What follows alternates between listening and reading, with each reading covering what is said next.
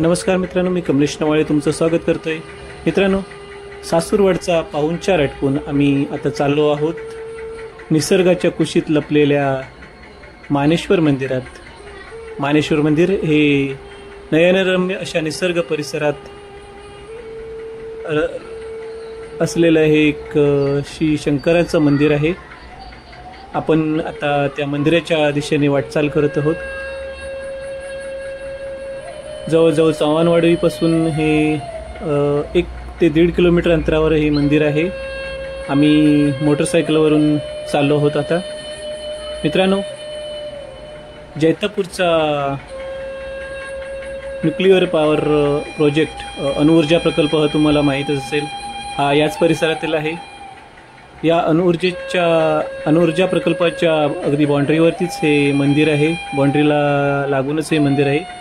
आपण पाहू शकता निसर्गाच्या कुशीत, निसर्गाच्या कवेत घेतलेलं हे असं मंदिर, आजूबाजूचा सुंदर असा परिसर. तसं पाहता हा रस्ताही छान आहे, म्हणजे चांगला रस्ता बनवलेला आहे. अणुऊर्जा प्रकल्प येऊ घातल्यामुळे आज अगदी चांगला रस्ता बनवलेला आहे.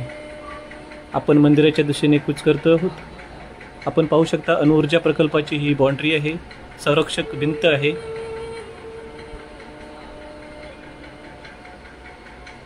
तो प्रकल्प कधी होईल त्याची अजून काही शाश्वती नाही, पण आपण पोचतो आहोत आता मानेश्वर मंदिरात.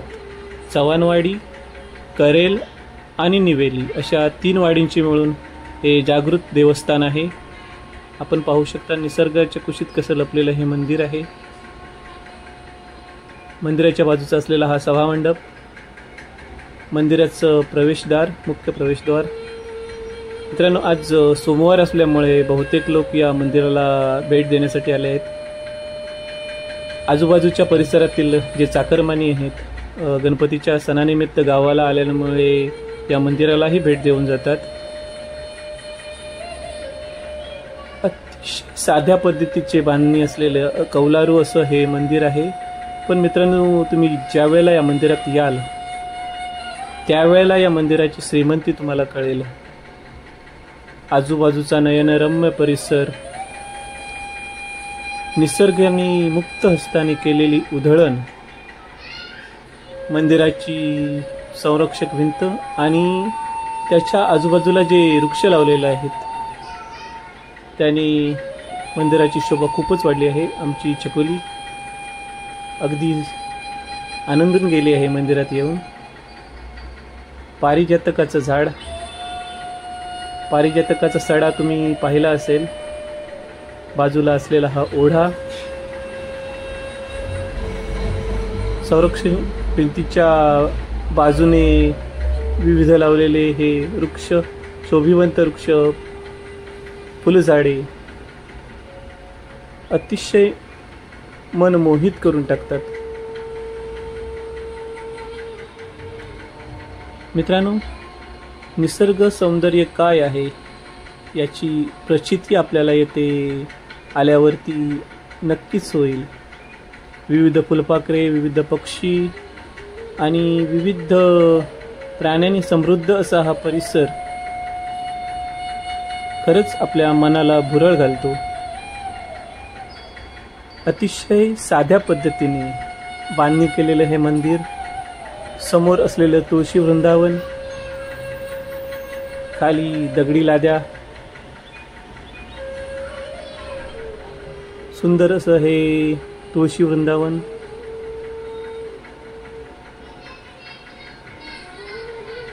मित्रांनो, या आल्हाददायक वातावरणाची प्रचिती तुम्हाला प्रत्यक्ष येऊनच कळेल.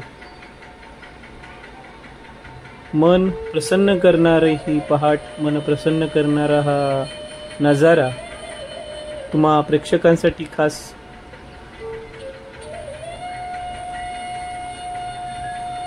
जुन्या पद्धतीने बांधणी केलेले मंदिर, मानेश्वर देवालय, मानेश्वर प्रसन्न, मानेश्वर मंदिर.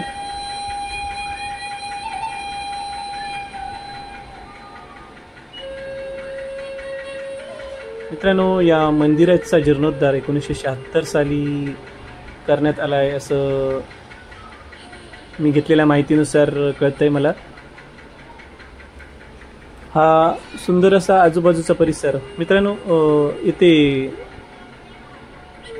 थंडगार हवा एवढी आहे की पंख्यांची सुद्धा गरज नाही.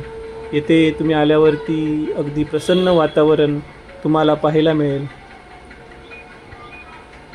खास जुन्या पद्धतीने जी ग्रिल म्हणतात आपण, लाकडी ग्रिल, गावच्या भाषेत त्याला रेजिंग म्हणतात. मंदिरात विविध फोटो लावलेले आहेत. हे जी कमिटी आहे, मंदिर समिती कमिटी आहे, त्यांचा फोटो. कौलारू असं सुंदर असं मंदिर.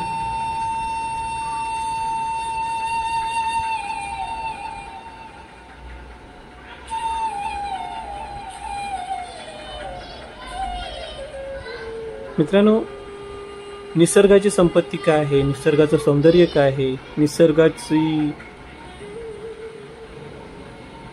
सुवर्ण काळ काय आहे, तो या मंदिरात आल्यानंतर तुम्हाला समजेल.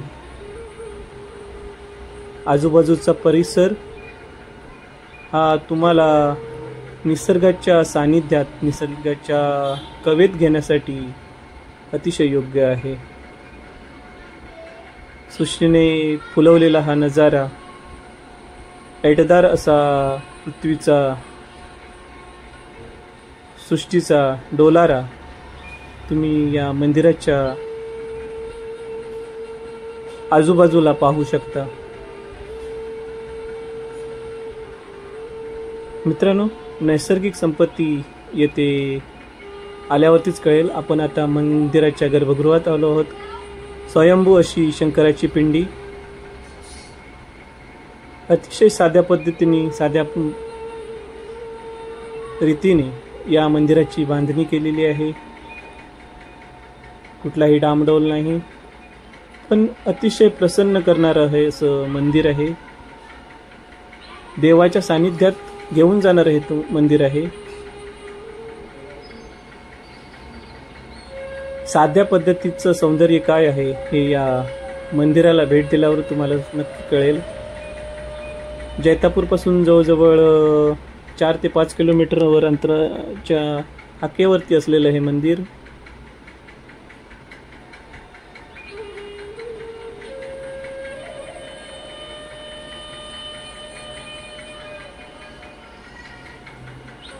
मी मगाशी म्हटलं होतं, चव्हाणवाडी, करेलवाडी आणि निवेली अशा 3 वाडींचं हे देवस्थान आहे.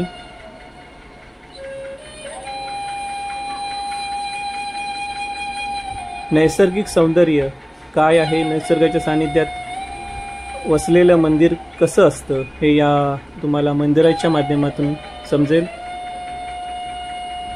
अनेक भक्तगण याच वेळी येथे आलेले होते.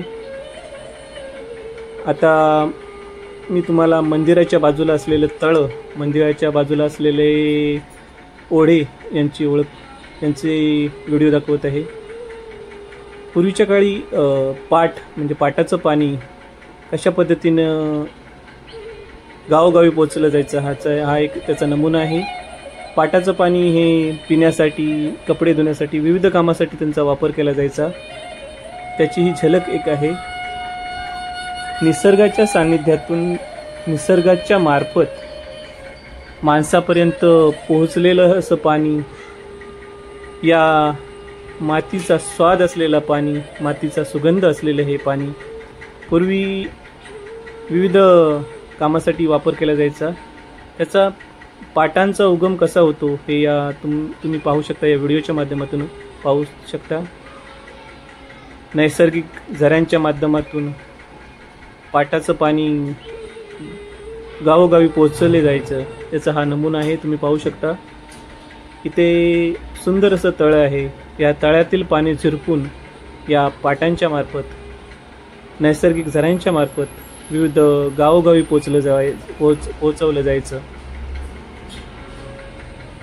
आजूबाजूचं घनदाट असं जंगल आणि त्या जंगलामध्ये असलेलं हे तलाव पूर्वी या तलावाचा फार मोठ्या प्रमाणात उपयोग व्हायचा अशी माहिती मला देण्यात आली, पण आता विविध विहिरी झाल्या आहेत, बोरवेल यांच्या माध्यमातून गावोगावी पाणी पोचलं आहे. त्याच्यामुळे सध्या या पाण्याचा फारसा वापर होत नाही. पाण्याच्या या तलावाच्या बाजूला एक विहीर आहे, त्या विहिरीच्या माध्यमातून पाणी पोहोचवलं जातं अशी मला माहिती मिळाली. मित्रांनो, आजूबाजूची हौशी मंडळी असतात, या हौशी मंडळी या तलावात पोहण्यास येतात. मित्रांनो, हे नैसर्गिक तलाव आहे. असं फार जास्त करून कोकणातील मंदिराच्या आजूबाजूला जे तलाव असतात ते तलाव ही मानवनिर्मित असायची, कारण मंदिरासाठी लागणारा जो दगड असायचा तो दगड या जांभ्या कातळातून काढला जायचा आणि जेथून जो दगड काढला जायचा तिथे तळे निर्माण व्हायचं. पण ह्याची बांधणी पाहता हे नैसर्गिक तलाव असावं असा माझा तरी अंदाज आहे. तर मित्रांनो, या निसर्गाच्या कुशीत तुम्हाला मी घेऊन आलो आहे, निसर्गाच्या कवेत तुम्हाला घेऊन आलो आहे. निसर्गाशी बांधिलकी कशी असावी ही या देवस्थानाच्या माध्यमातून तुम्हाला कळलं असेल. तुम्हाला हा व्हिडिओ आवडला तर नक्की लाईक करा, शेअर करा, सबस्क्राईब करा. पुन्हा भेटू कोकणातील अजून अशा सुंदर व्हिडिओतून. मित्रांनो, ही नजदीकची असलेली विहीर पण सध्या त्याचं पाणी वापरात नसल्यामुळे खराब झालं आहे. मित्रांनो, तसेच आपल्या बुद्धीचं जे आहे, आपल्या बुद्धीला विविध कारणाने वाव द्या, त्याचा वापर करा, तर आपल्या बुद्धीची गत या पाण्याप्रमाणे होऊ शकते. मित्रांनो, सुंदर अशा परिसरात तुमचं परत स्वागत. असंच निसर्ग सौंदर्यात तुम्हाला जीवन लाभो, तुमचं जीवन सुखकर हो हीच ईश्वराचरणी प्रार्थना. पुन्हा भेटूया नवीन व्हिडिओत. तोपर्यंत धन्यवाद.